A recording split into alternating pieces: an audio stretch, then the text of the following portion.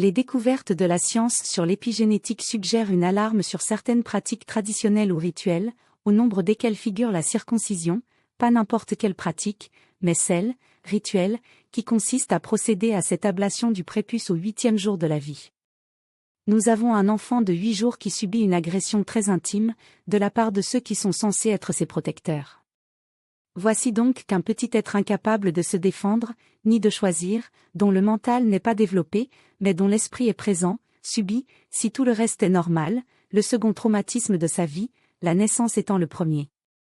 Voici donc une pratique qui consiste à marquer au fer rouge son troupeau.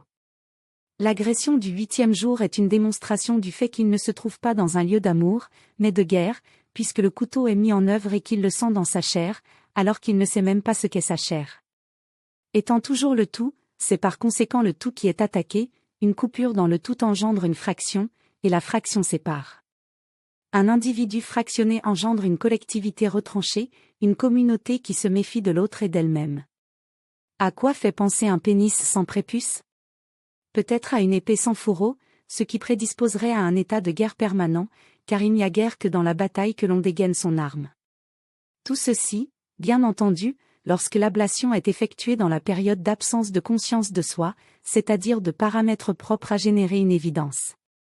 Les modulations des mises en œuvre épigénétiques consécutives à ce trauma, subies dans les conditions décrites, vont demeurer agissantes en permanence, durant toute la vie du sujet.